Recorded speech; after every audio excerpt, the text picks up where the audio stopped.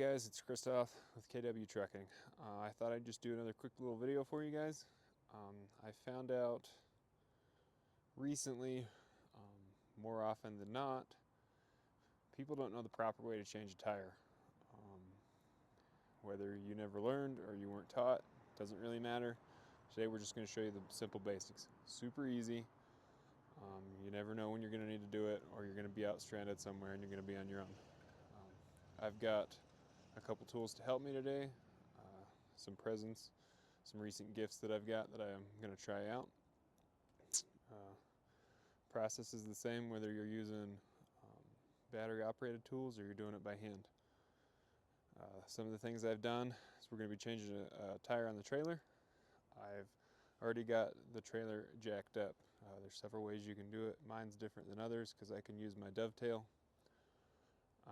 So if I can't use my dovetail because I'm loaded or for whatever reason I have a bottle jack, you just put it under the axle and get it up off the ground.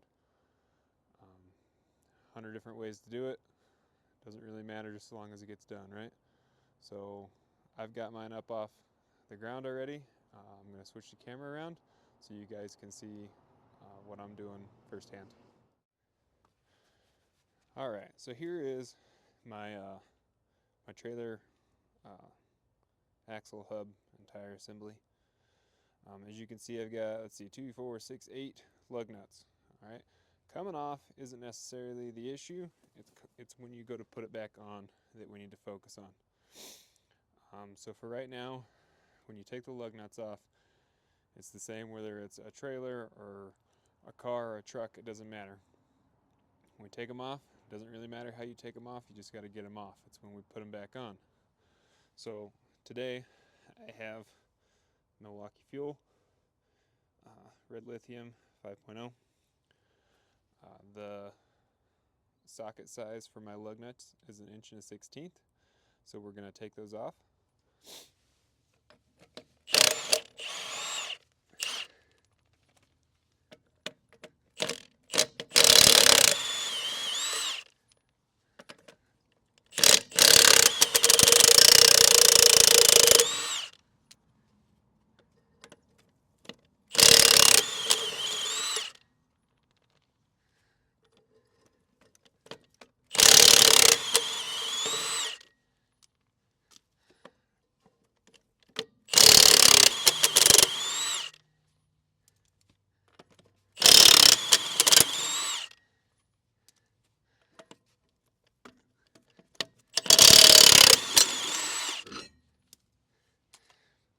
Alright, so for my trailer, we've got all 8 lug nuts off, and then I happen to have this plate.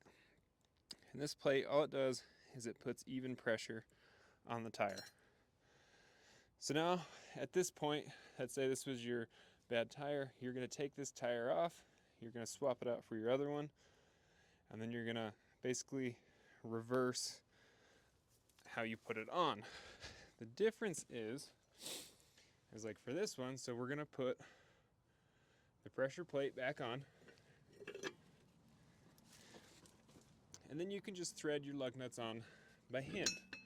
I like to start at the top because it kind of holds it back a little bit, and because we have the Milwaukee, we don't need them on there all the way because it's going to put it down for us.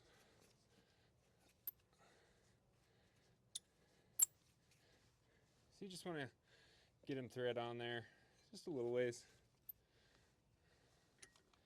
And at this point,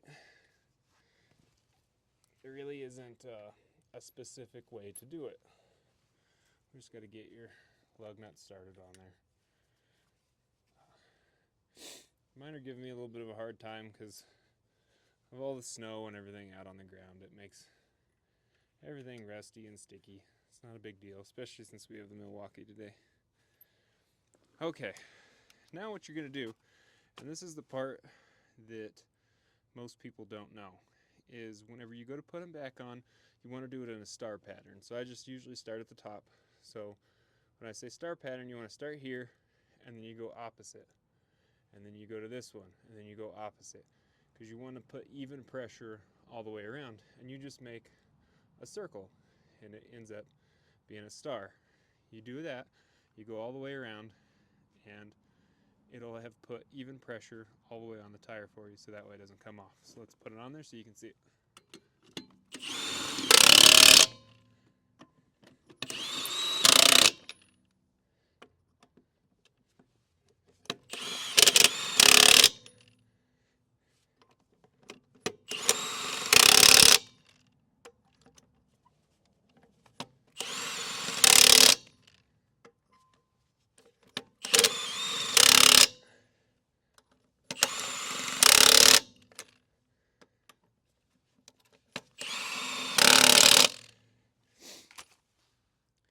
And so there's your star pattern. It's all back on there, and we're good to go.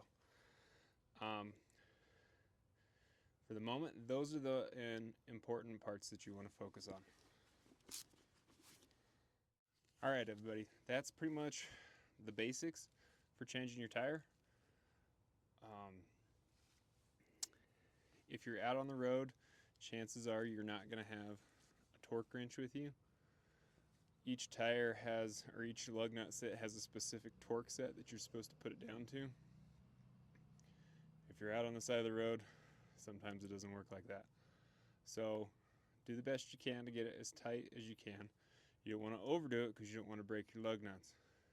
The next best thing to do if you're out on the road is you go about 100 miles and you check your tightness again and make sure nothing came loose along the way. I think that's it for this video. If you guys have any questions, comments, or concerns, feel free to leave it in the comments or send me a message, and I'll catch you guys in the next video.